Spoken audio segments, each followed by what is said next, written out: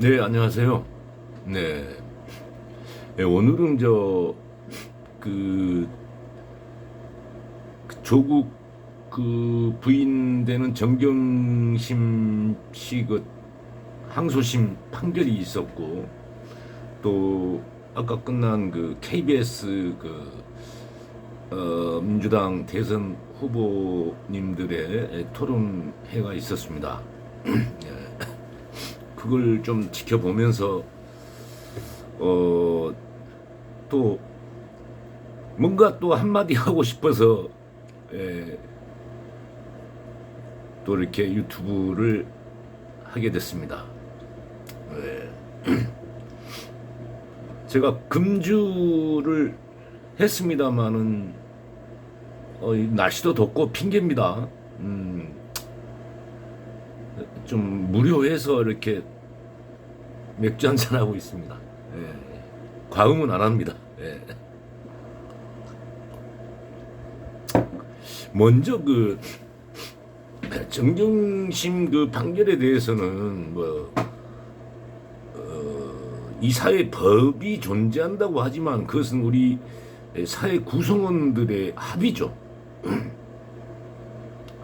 이런 행위는 하지 말자. 이런 행위는 죄로 다스리자. 그래서 벌을 내리자. 과거에 또 죄가 됐던 것들이 요즘은 또 죄가 아닌 것도 있죠. 간통죄라는 것은 없어졌지 않습니까? 아무리 부부가 100년 가약을 맺었다고 하지만은 그 계약은 또 깨질 수도 있는 거죠. 그래서 이제 그거에 대한 유책 책임자에게 어떤 위자료를 통한 손해배상으로 요즘은 끝납니다. 물론 도덕적으로는 비난할 수도 있겠죠. 네. 그렇듯 어떤 사회 구성원들의 어떤 삶에 대한 가치 이런 것들이 바뀔 때마다 법도 바뀝니다. 네, 과거에 죄가 됐던 것들 또 생각해 보면 조선시대에 죄가 됐던 것들 얼마나 또 여성들에게 가혹했습니까?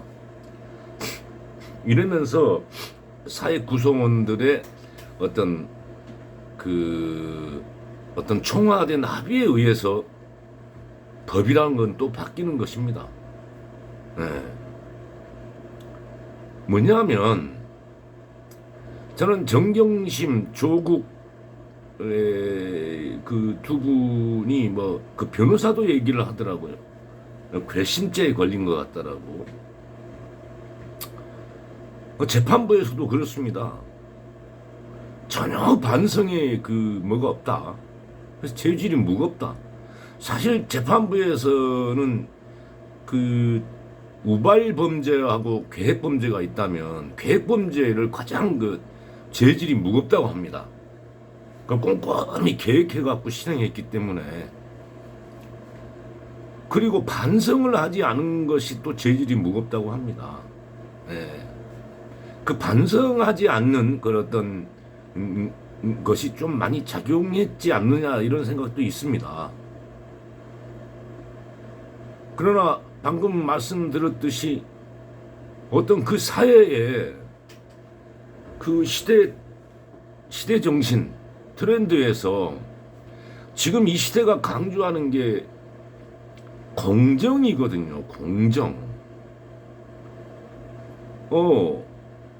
서로 페어플레이를 해라는 거예요. 어떤 사람한테 특혜를 주지도 말고 근데 해서 누가 또 불이익 당하지 누구한테 특혜를 주면 누군가는 불이익을 받지 않겠습니까? 그 공정의 가치를 훼손했다라는 게 재판부의 어떤 중형의 이유인 것 같습니다. 저도 오늘 선고를 했던 3인의 판사분 중에 심담 판사라는 분한테 수원 법원에서 5살 난 남자아이 편의점에서 한 10명이 애들이 있어갖고 혼잡스럽고 소란해서 길 좀 비켜달라 했더니 애가 말귀를 못 알아들어가지고 좀 귀에 가까이 대고 아유 귀여워 길 좀 비켜 아저씨 나가게 길 좀 비켜줄래 한 거예요. 그리고 그 범행 영상은 1초도 안 됩니다. CCTV의 영상으로 보면은 제가 그리고 CCTV에 볼에 뽀뽀한 흔적은 없어요. 제가 아이의 볼 귀를 향해서 이렇게 허리를 숙인 장면은 나옵니다. 그걸로 인해서 13세 미만의 아동을 강제추행을 했다 해가지고 벌금 2천만 원에 성수강 명령 40시간 그리고 무슨 뭐 경찰서에다가 제 신상 정보 등록 10년 1년마다 한 번씩 가서 그 범죄인들 뭐 전면 측면 뭐 이거 사진 찍는 거 있잖아요. 그거 해야 돼요. 저로서는 너무나 제 행위에 비해서 물론 아이가 불쾌했을 수도 있었겠죠. 너무나 가혹했다라는 정말 생각을 하면서 그 판결에 정말 승복하기가 어려웠습니다. 그러나 지금은 또 그 사건으로 인해서 제가 거의 매일 술만 먹고 아주 폐인처럼 살다가 한 50일 이러다가는 참 불명예스럽게 죽겠다 싶어서 50일 정도 술을 끊었었죠. 예.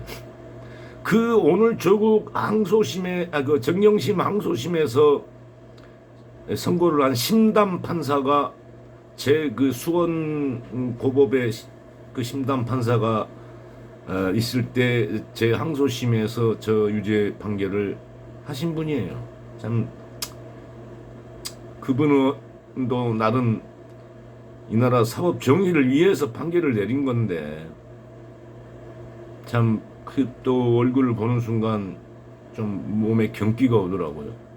어찌됐건 정경심 반성을 못하고 또 이 나라의 이 나라 지금 시대 정신이 공정한 가치 아니겠습니까? 그 공정한 가치를 훼손시켰다라는 게 중형의 이유인 것 같습니다. 그렇다면 조국도 뭐 마찬가지고 좀 반성 좀 하고 그래야 참 억울하겠다 하지 그냥 끝까지 일단 반성부터 먼저 하시는 게 저는 답이라고 생각합니다. 네. 어찌됐건 그런 판결이 있었고요. 그래서 그 시대 정신이라는 것은 또 우리 때 말입니다. 산업화가 막 일어나고 또 한편에서는 산업화를 하다 보니까 한 기업에 그냥 특혜를 너무 몰아주고 이러다 보니까 뭐 노동자하고 사용자 측의 갈등은 심화되고 또 그래서 막 민주화 운동이 일어나고 이러면서 흔히 개발 독재라고 하지 않습니까? 그래서 그때 당시에는 말이죠. 음주운전 있지 않습니까? 그렇게 죄의식을 못 느끼고 했어요.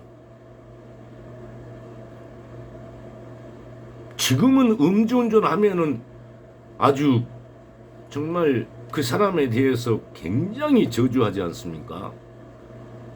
그 시대적인 법 감각 또 이렇게 변화한다는 거예요.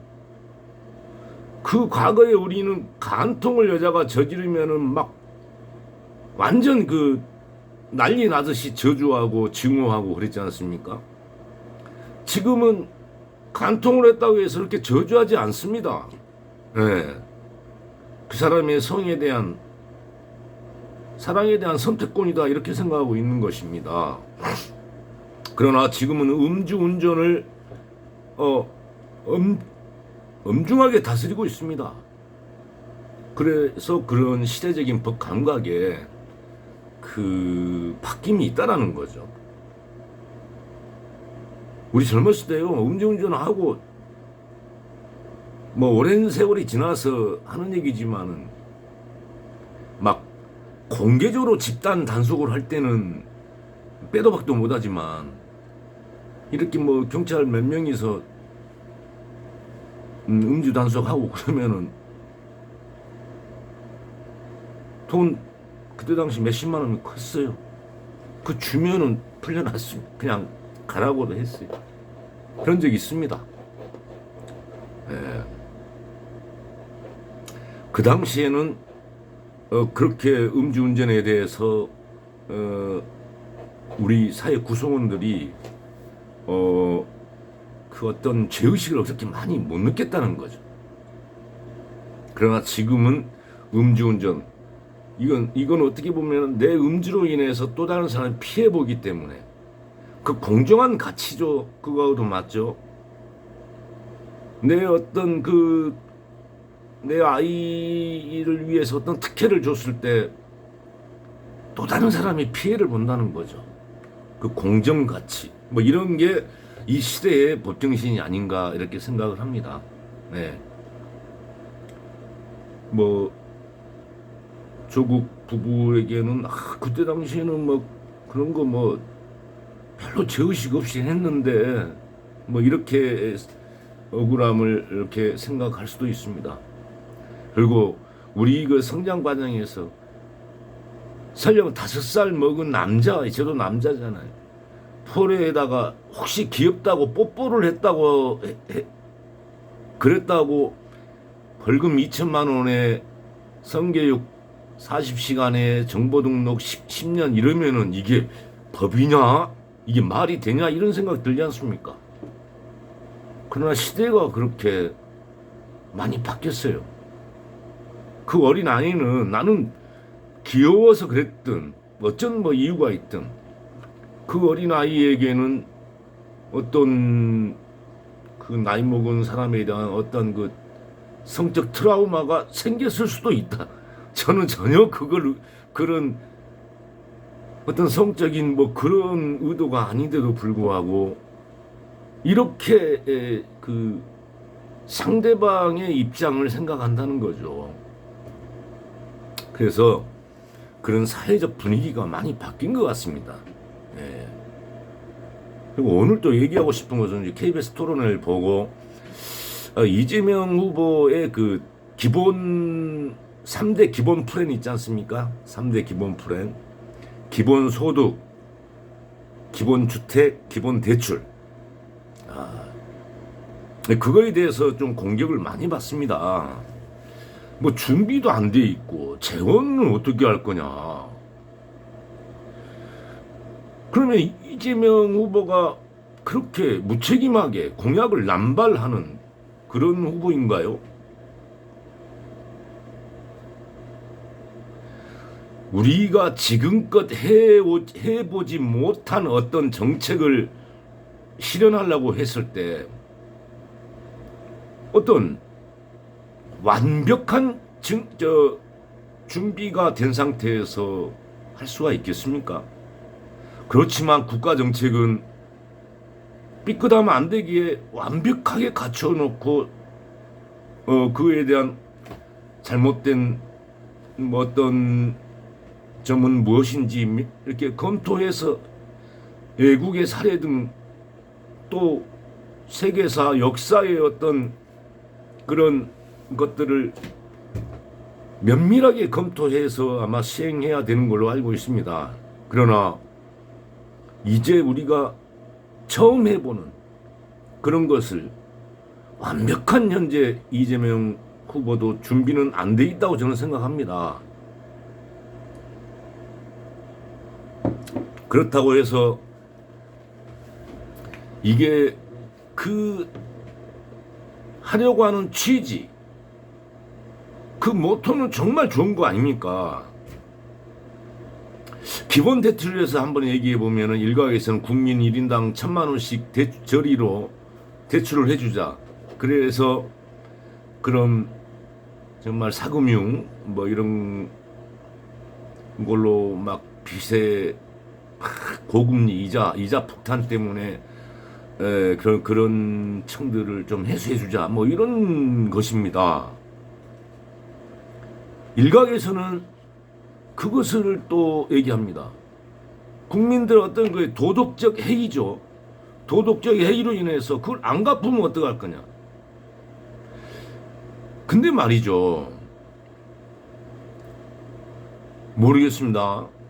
돈 1,000만 원 때문에 신용 불량자가 돼가지고 일체 이 사회에서 경제적, 사실 신용불량자가 되면 경제적으로 사망하는 것이거든요. 경제적 활동이 어떤 금융행위도 할 수 없고요.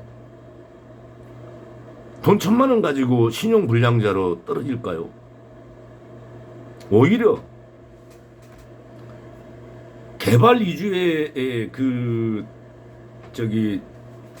경제 정책을 폈을 때 하나의 대마불사해가지고 엄청나게 파이를 키워서 기업이 도산을 하게 되면 수십조, 수백조의 그 부도 금액이 국민의 세금으로 맞게 되는 것입니다. 생각해 보세요. 수백조라는 돈이 얼마입니까? 자, 1인당 국민 1,000만 원이면은, 자, 10명한테는 1억, 10억, 100억, 1,000억, 1조, 10조, 100조. 100조면은, 자, 그러면은, 여기까지 했으니까, 10, 100, 1000, 만, 10만, 100만, 1000만. 100조라는 돈은 말이죠. 1인당 국민에게 1,000만 원씩 100만 명한테 지급할 수 있는 돈입니다. 그런 개발 위주의 나라가 됐을 때는 기업이 그렇게 수십조, 수백조 부도를 냈어요. IMF를 생각해 보세요. 기업은 그렇게 부도를 한번 크게 내도 되고 국민은 내면 안 됩니까? 그러면 국민이라는 게 국민 전체가 다 부도냅니까? 물론 그 중에 제가 생각할 때 기본 대출을 했을 때 그 중에 10%가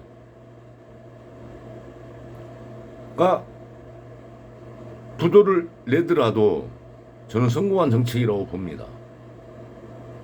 그리고 다시 한번 말씀드리면 돈 1,000만 원 가지고 그 평생을 그 신용불량자로 그렇게 사는 사람은요, 그냥 뭔가 자기가 회생하고 갱생하려고 하겠죠. 그래서 그 재원 마련 가지고 지금 말이 많습니다. 그러나 우리 서민들에게는 그 1,000만 원 그냥 주는 겁니까? 아니지 않습니까? 빌려주는 거지 않습니까? 장기 저리로. 그것은 엄청나게 유용하게 쓸 때가 있는 것입니다. 또한 기본소득도 현재 재원으로는 정말 그걸 확대해 나가기는 어렵겠지만 단계적으로 해보자라는 거죠. 이재명 후보 말도. 그 취지는 좋은 거 아닙니까? 해보고 거기에 재원이나 기타 그걸 통해서 지역화폐를 통해서 또 경제 활성화 두 마리 토끼를 한번 잡아보자는 것인데 그것을 한번 어떤 단위별로라도 뭐 해보면서 그 아름다운 취지의 어떤 것을 왜 해보지도 않고 돈이 어디 있어서 아니면은 뭐 도덕적 해이 누가 일하려고 하겠어. 없는 사람한테 돈을 더 주려고 해야지. 없는 사람을 선별하기가 굉장히 어렵습니다. 예? 그 복지사각지대입니다. 송파 세모녀는 복지사각지대에 놓여 있는 것입니다. 기초수급자도 아니요, 장애아도 아니요, 노인도 아니요, 국가유공자도 아니요. 사실 송파 세모녀에게는 나 힘들어 죽겠어, 월세도 못 내겠어, 좀 도와줘 해도 국가에서 정한 그런 복지수급 대상자가 아닌 것입니다. 또한 취업준비생은 어떻습니까? 너 노동 능력이 있는데 왜 일을 안 해? 나 지금 취업 준비하고 있는데. 그러면은 취업 준비 같은 거 하지 말고 공부 같은 거 하지 말고 어디 노동판에 가서 무조건 일이 해야 됩니까? 사람이란 건 나에 대한 더 나은 발전을 위해서 잠시 내 준비 기간이 필요할 수도 있는 것입니다. 네? 그럴 때 인간의 최저한의 삶이라도 살 수 있는 기본소득이 있다면 좀 버틸 수 있는 힘이라도 있을 거 아닙니까? 이런 그 좋은 취지로 해보자는 것을 무조건적으로 아니, 더 어려운 사람한테 해줘야지. 더 어려운 사람한테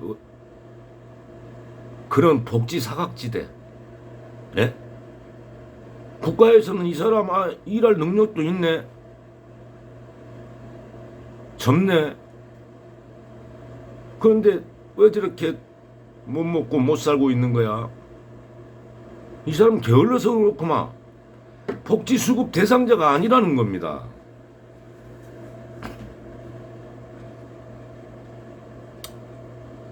이런 그 복지 사각지대에 있는 사람들에게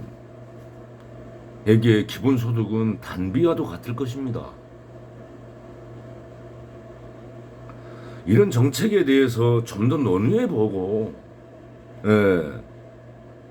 그거에 대한 다 뭔 일을 추진하다 보면은 거기에 대한 또 부작용이나 뭐 안 좋은 점이 발견될 수도 있지 않겠습니까? 그러면은 그런 것을 좀 더 개선해 나가고 그렇게 해서 또 발전시켜 나가야죠. 그래서 이재명의 그 뭐 기본주택도 마찬가지입니다. 정말 고시원 원룸에 살면서 월세 40만 원, 50만 원 낼 그 돈으로 좀 더 쾌적한 데서 살 수 있도록 국가가 배려를 하겠다는 겁니다. 그 정책에 대해서 어떤 이제 효과나 기타 뭐 부작용이 있는지는 한번 해보고 말하자는 거예요. 해보지도 않고 왜 안 된다고 얘기부터 합니까? 예.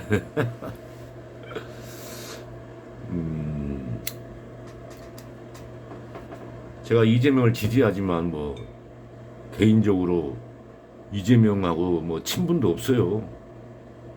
뭐 어떤 그 시위 현장에서 뭐 악수 한번 해봤네. 악수 딱 한 번 해봤네.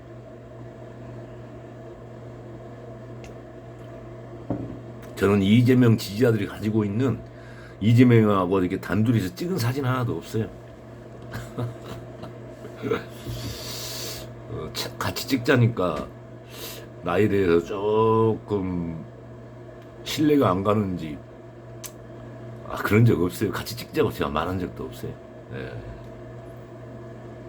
다만 이재명을 내가 좋아하는 이유는 그가 그 추구하려고 하는 세상이 어떻게 보면 좀 내 생각하고 좀 같아요.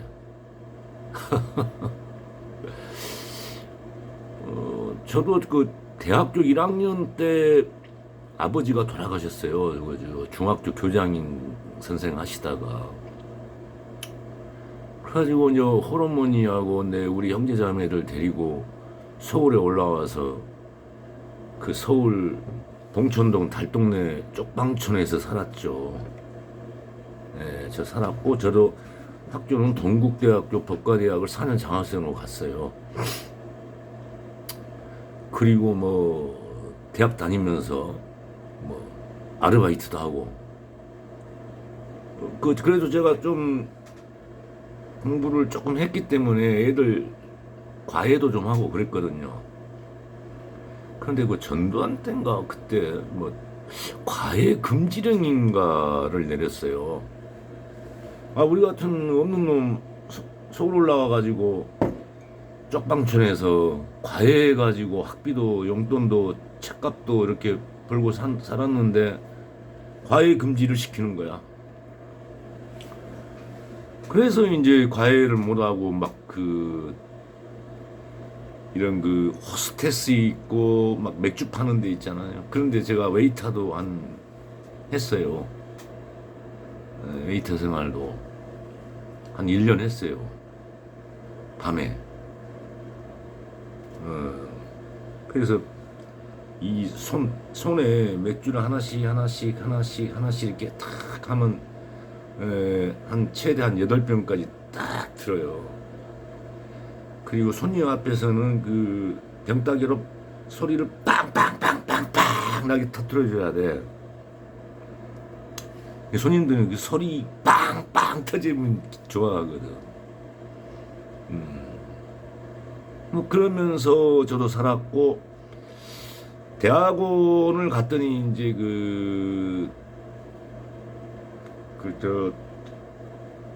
장학금 지급이 안 돼서 좀 학비 어려움을 느껴가지고 공군 학사장교로 이제 군대를 가고, 전역 후에 이제 고시 공부를 포기하고 그 회사에 취직을 했죠.